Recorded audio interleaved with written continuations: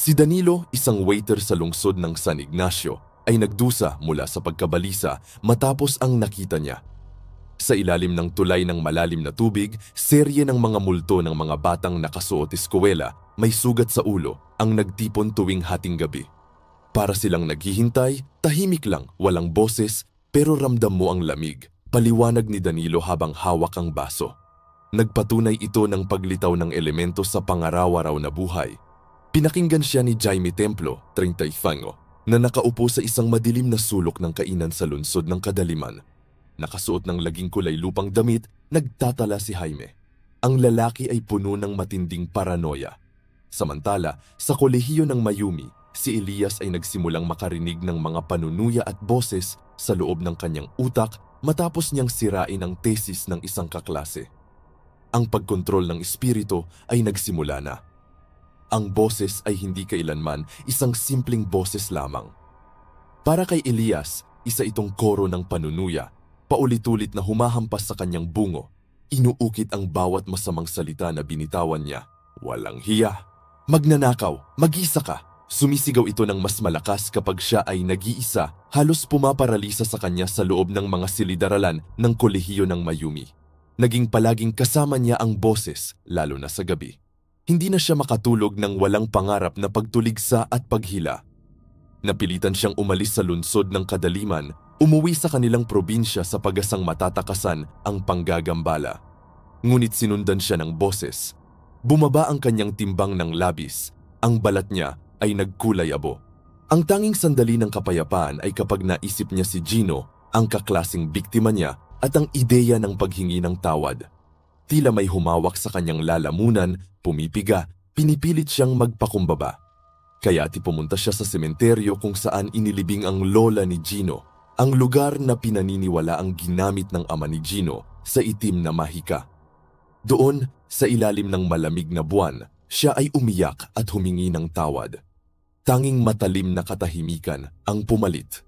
Hindi na bumalik ang boses, ngunit iniwanan niya si Elias na may pangmatagalang trauma, isang buhay na patunay na hindi lahat ng kasawian ay psikolohikal. Sa lungsod ng Kadaliman din, ngunit sa ibang bahagi, abala si Sofia, 24 na taong gulang, isang batang artista sa isang lumang, bakanteng lote. Nag-iensayo sila para sa isang dula sa kasagsagan ng digital na panahon. Ang lugar ay sementong durog at madilim. Habang sinasambit niya ang kanyang linya, biglang may narinig siyang kakaiba. Hindi ito galing sa kanyang kasama. Isang boses, malalim at malambing, tila nagmumula sa mismong lupa. Halika, ang ganda ng iyong liwanag. Kailangan kita, sumama ka sa akin. Napahinto si Sofia, tumigas ang kanyang katawan. Tila may humihila sa kanya, isang mapangakit na pangako ng kapayapaan at kaligayahan na hindi niya matanggihan. Kinilabutan siya, ngunit hindi niya maigalaw ang kanyang mga paa. Bago pa siya makasigaw, bumagsak siya, hinimatay, ang mga mata ay nanlalaki, isang mabilis at brutal na pagpapatunay ng pagsapi-paggambala. Ang kanyang mga kasama ay nagtangkang gisingin siya, ngunit ang mukha niya ay tila hindi na kanya. Samantala, sa isang tahimik na bahay sa labas ng lungsod ng Kadaliman, naranasan ni Ramon ang kakaibang anyo ng kalungkutan. Pumanaw ang kanyang ama. Matindi ang kalungkutan ng pamilya, lalo na ng kanilang aso, si Baldo. Si Baldo, na noon ay matamlay, ay biglang bumalik sa sigla, isang linggo matapos ang libing. Nagtataka si Ramon dahil tumatakbo si Baldo sa paboritong upuan ng kanyang ama tuwing gabi at umiihi sa tuwa. Nagsimulang mapansin ng pamilya na parang may naririnig si Baldo. Isang gabi, habang nagbabantay si Ramon, narinig niya ang mahinang tunog. Hindi ito boses na nagbabanta, kundi isang pamilyar na ungol, ang pagtawa ng kanyang ama, tila galing sa hangin. Nanginginig si Baldo sa tuwa, nakatingin sa walang laman na upuan. Isang malaking paglitaw ng elemento sa pangaraw-araw na buhay, ang espiritu ng pag-ibig na nagpapatuloy, nagbibigay aliw sa aso na hindi na magisa. Ngunit ang mga boses ay maaari ring maging ganap na nakamamatay. Sa bayan ng Dangkalan, malapit sa liblib na baybayin ng Panganurin, abala si Crisanto sa pag-aayos ng kanilang lambat. Bandang 3:00 ng hapon, ang dagat ay kalmado. Kasama niya si Simeon, isang bagong dating na biglang natigilan habang nakatitig sa tubig. Narinig ni Crisanto ang mahinang, matamis na kanta. Hindi ito galing sa radyo, tila isang dalagang umaawit, napakaganda. Sirena. Tumingin siya kay Simeon na tila nalulunod sa hipnotismo ng boses. Namumula ang mata ni Simeon, parang hindi na niya kontrolado ang sarili. Simeon, huwag! Sigaw ni Crisanto, hinablot ang kanyang kamay. Ngunit huli na, tila may pumuwersa kay Simeon. Tumalon ito sa dagat, diretso sa pinakamalalim na bahagi. Mabilis na nawala si Simeon, hinahabol ng mapanganib na awit na nagbabago sa bawat segundo. Naging mas mabilis, mas malapit. Isang matinding boses ng panganib mula sa kalikasan. Ang panganib ng hipnotisadong boses ay hindi lang sa tubig. Sa bundok ng Sinag, naglalakbay si Benji. Matarik ang daan, puno ng hamog. Sa gitna ng pagod, nagsimulang marinig ni Benji ang isang boses sa kanyang likod. Hindi ito galing sa tao. Malambing, ngunit may awtoridad. Lakad. Mas malalim. Doon ka. Nakita niya ang gilid ng bangin. Halos 100 talampakan ng lalim. Naramdaman ni Benji na may nagtutulak sa kanya. Naglalakad siya, sunod-sunod ang yapak, patungo sa kawalan. Sa huling sandali, natumba siya, naisip ang kanyang pamilya. Nang makita niya ang mga kamay niya na nakakapit sa isang ugat ng puno, nawala ang boses. Hinihingal siya, basang-basa sa pawis. Ang mga pangyayaring ito, mula sa mga pagpapahirap kay Elias hanggang sa pagkahimatay ni Sofia at ang mga trahedya ni na Simeon at Benji, ay nagpapatunay na ang Pilipinas ay isang koleksyon ng mga misteryo, kung saan ang modernong panahon ay hindi nakababawas sa kapangyarihan ng mga lumang nilalang. Ang tanging naguugnay sa kanila ay ang boses, isang tulay sa pagitan ng nakikita at hindi nakikita. Huwag kalimutang mag-like at mag-subscribe kung nais mong matuklasan pa ang mga kwentong ito na nagpapatunay na ang mga nilalang na di nakikita ay laganap sa Pilipinas. Sa isang bahay sa labas ng lungsod ng San Ignacio, nag-aalala ang mag-asawa ni Ligaya. Nakahiga ang kanilang sanggol na si Nilo sa isang duyan. Isang gabing madilim, nakita ni Ligaya ang anino ng isang matangkad na nilalang na dumikit sa dingding ng bahay, tila nagmamasid. Pagkatapos ay narinig niya ang boses. Hindi ito boses ng tao, malambing ngunit puno ng kasamaan, parang bulong na nanggagaling sa labas, tumatawag sa bata. Nilo, Nilo, ang ganda ng tulog mo. Halika, sumama ka na. Nagsimulang umiyak si Nilo, hindi dahil sa gutom o sakit, kundi sa matinding takot na tila nauunawaan ng boses. Sa desperasyon, tumawag sila ng isang albularyo.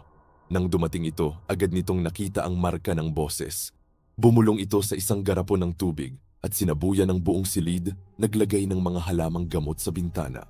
Kinabukasan, nakakita sila ng mga sunog na dahon sa labas ng pintuan, patunay na may nilalang na nagtangkang kumuha ng kaluluwa ng kanilang anak. Isang masakit na paglitaw ng elemento sa pangaraw-araw na buhay. Ang boses ay hindi lang nangiistorbo sa mga bata sa lalawigan. Sa lungsod ng Kadaliman, sa isang mataong subdibisyon, nakaranas si Nestor at ang kanyang asawa ng nakakagambalang insidente sa kanilang anak. May paboritong laruang manika ang kanilang anak na si Ella. Isang gabi, habang mahimbing na natutulog si Ella, nagising si Nestor sa isang tunog.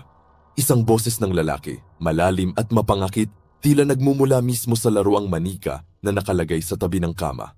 Ella, gising na. Gusto mo bang maglaro? Huwag kang mag-alala, hindi tayo mahuhuli ni Mama at Papa. Maglaro tayo sa madilim na bahagi. Nagkatinginan si Nestor at ang kanyang asawa, nanginginig.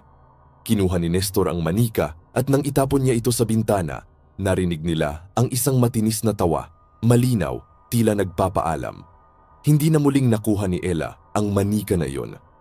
Sa parehong lungsod ng Kadaliman, sa ospital ni San Jude, nag-iikot si Corazon, isang nurse, sa ikalimang palapag. 2 oras matapos maghating gabi, nakarating siya sa dulo ng pasilyo ng lumang wing, ang lugar na laging sinasara dahil sa mga kwento. Narinig niya ito muli, ang batang ungol. Malakas, parang batang umiiyak ng walang luha, ngunit hindi ito galing sa sinumang pasyente. Ang boses ay tila nakabaon sa semento at dingding, isang misteryo na matagal nang hindi masagot. Sinasabing ang ungol ay palatandaan ng matinding kalungkutan o marahil isang nilalang na natrap sa loob ng ospital. Kinilabutan si Corazon. Matagal na siyang nagtatrabaho roon at alam niyang ang ungol ay hindi mawawala. Isa itong permanenteng bahagi ng kanilang realidad. Ngunit hindi lang mga multo ang gumagamit ng boses. Malapit sa baybayin ng Panganurin, naglalakbay si Lito at ang kanyang kapatid sa isang liblib na gubat, naghahanap ng panggatong. Habang nagpapahinga sa tabi ng isang sapa, napansin nila ang isang malaking itim na palaka. Sobrang laki nito at hindi ito gumagalaw. Nang subukan ni Lito na paalisin ito gamit ang isang sanga, biglang nagsalita ang palaka. Ang boses ay malinaw at matigas, parang boses ng isang matandang nagagalit. "Umalis kayo! Hindi kayo nababagay dito. Sa susunod na makita ko kayo, mananatili na kayo dito." Natigilan si Lito. Nagkatinginan sila ng kapatid niya at tumakbo sila ng mabilis, iniwan ang kanilang mga panggatong at ang mga gamit. Pagbalik nila pagkatapos ng ilang oras, wala na ang palaka, tanging ang malalim na bakas nito sa putik, isang mabilis at malinaw na paglitaw ng elemento sa pangaraw-araw na buhay. Ang mga pangyayaring ito ay patuloy na naitala sa kasagsagan ng digital na panahon. Sa huling bahagi ng koleksyon, narinig ni Felisa ang pinakamalaking pagpapakita ng boses. Nasa isang komunidad hall siya, nakikinig sa isang dating pastor. Habang nagsisimula ang pastor sa kanyang talumpati, biglang nagiba ang tono nito. Nagbago ang anyo ng pastor, si Gino. Ang kanyang mga mata ay nanlilisik. Nagsimulang lumabas sa kanya ang isang koro ng boses, hindi lang isa. Isang bata, isang babae, isang matanda, naghalo-halo sa isang malakas na sigaw na puno ng paninira at pagbabanta sa mga nakikinig. "Wala kayong pag-asa, kayong lahat ay mawawala. Sira na ang mundong ito." Nagkagulo ang mga tao, nagtatakbuhan. Tila naganap ang isang marahas na pagpapatunay ng pagsapi-paggambala sa gitna ng publiko. Sa mga tagpong iyon, naroon si Cecilia, isang batang babae na nag-iipon ng mga kaso ng hindi pangkaraniwang pangyayari na may peklat sa kaliwang braso, at si Jaime, matangkad, payat at laging nakasuot ng kulay lupang damit dahil sa tindi ng kanyang paranoia. Tinitingnan ni Jaime ang mga larawan na kinuha ni Cecilia sa gubat at sa ospital. Ang lahat ng ito, Cecilia, bulong ni Jaime. Kinukurot ang kanyang noo, ang mga bata sa tulay, si Elias, ang palaka, ang pastor. Isang koleksyon ito ng pagpapakita. Walang kaligtasan saan man. Ang mga boses na ito ay hindi naghahanap ng lugar. Naghahanap sila ng katawan. Ngunit bakit laging may boses? Tanong ni Cecilia, seryoso sa trabaho. Tinitigan siya ni Jaime. Ang mga mata niya ay nagpapahiwatig ng matinding takot. Ang boses ay ang pinakamadaling tulay, Cecilia. Ang pagdududa natin ang kanilang enerhiya. Ang Pilipinas ay puno ng lumang pananampalataya at bagong kawalan ng pag-asa. Ito ang dahilan kung bakit laganap ang mga nilalang na di nakikita. Ang mga salaysay na ito, mula sa lungsod ng Kadaliman hanggang sa baybayin ng Panganurin, ay nagpapatunay na ang ordinaryong buhay ng mga Pilipino ay lubhang nakakabit sa isang mundo ng hindi pangkaraniwan at ang boses ay hindi kailanman tahimik. Kung nais mong patuloy na matuklasan ang mga kwentong ito ng misteryo at katatakutan na nagaganap sa Pilipinas, huwag kalimutang mag-like at mag-subscribe. Ang boses ay hindi lang pangiistorbo, Cecilia.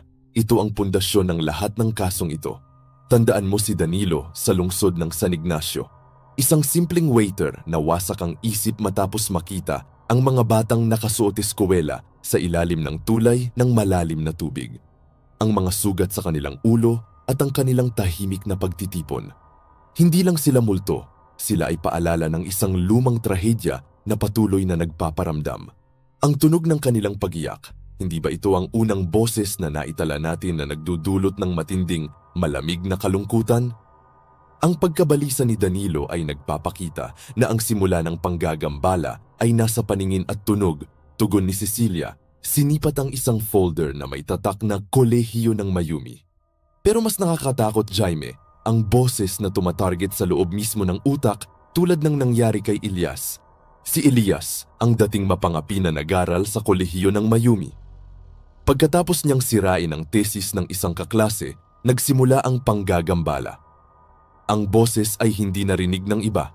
Ito ay nasa loob ng kanyang ulo, panunuya, pagbabanta, parang may naglalaro sa kanyang pag-iisip, nagpapahirap sa kanya gabi-gabi. Huminto lang ang mga boses nang humingi siya ng tawad.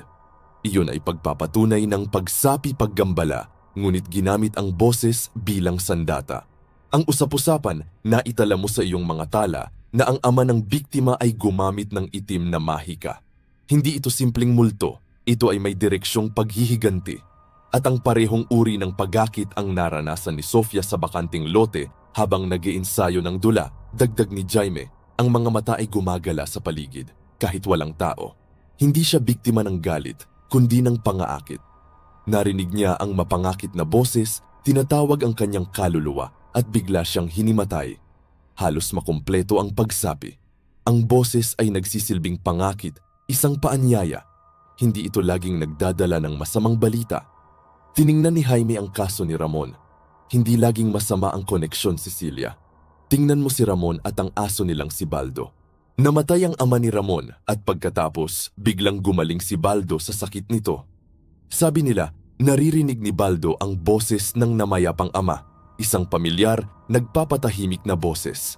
Isang anino ng aliw sa gitna ng kalungkutan. Kahit ang mga nilalang na di nakikita, minsan ay nagpapakita ng pamilyaridad para lang hindi tayo lubusang mabaliw o marahil para lang maging katanggap-tanggap ang kanilang presensya.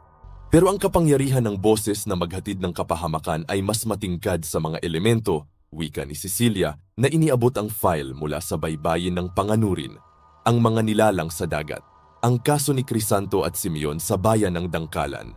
Tumalon si Simeon sa dagat, hinahabol ng mapanganib na awit ng sirena. Isang boses na may hipnotismo, umaakit sa kalaliman. Ito ang paglitaw ng elemento sa pangaraw-araw na buhay na nagaganap sa pinakatago-tagong lugar, hindi lang sa lungsod. Tumango si Jaime, parang si Benji sa bundok ng Sinag. Lakad. Iyan lang ang sinabi ng boses sa kanya at muntik na siyang mahulog sa bangin. Iisa lang ang mensahe sa lahat ng mga kaso. Sumama ka. Hindi mahalaga kung sa lungsod ng Kadaliman ka sa ospital ni San Jude, sa liblib na gubat kung saan nakita ni Lito at ng kanyang kapatid ang nagsasalitang itim na palaka. Ang mga nilalang ay palaging naghahanap ng paraan upang makipag-ugnayan at ang boses ang kanilang pinakamabisang sandata. At sa huli, ang pinakamalakas na boses, bulong ni Cecilia, dinampot ang huling ulat tungkol kay Felisa. Ang dating pastor na si Gino, hindi lang isa ang boses na lumabas sa kanya, kundi isang koro, bata, babae, matanda, lahat ay naghalo-halo sa isang malakas na sigaw ng paninira. Isang pagpapatunay ng pagsapi-paggambala sa gitna ng publiko sa kasagsagan ng digital na panahon na nagpapakita na hindi pa rin tayo ligtas sa mga sinaunang panganib. Ipinilig ni Jaime ang kanyang ulo, ang laging kulay lupang damit niya ay tila mas lalong nagpapatingkad sa kanyang pagkapayat. Ito ang koleksyon. Ito ang aming talaan. Ang Pilipinas ay puno ng lumang pananampalataya at bagong kawalan ng pag-asa. Mula sa kalungkutan ni Danilo hanggang sa pag-aalala ni Ligaya at Nestor, tungkol sa mga batang tinatarget ng boses hanggang sa misteryo ng batang ungol ni Corazon sa ospital. Walang pader na naghihiwalay sa atin at sa kanila. Ang lahat ng ito ay nagpapatunay na ang ordinaryong buhay ng mga Pilipino ay lubhang nakakabit sa isang mundo ng hindi pangkaraniwan at ang boses ay hindi kailanman tahimik. Ang lahat ng salaysay na ito, mula sa mga lansangan ng Kalakan hanggang sa mga liblib na lalawigan, ay nagpapahiwatig na ang Pilipinas ay isang tulay sa pagitan ng nakikita at hindi nakikita. Kung nais mong patuloy na matuklasan ang mga kwentong ito ng misteryo at katatakutan na nagaganap sa Pilipinas, huwag kalimutang mag-like at mag-subscribe.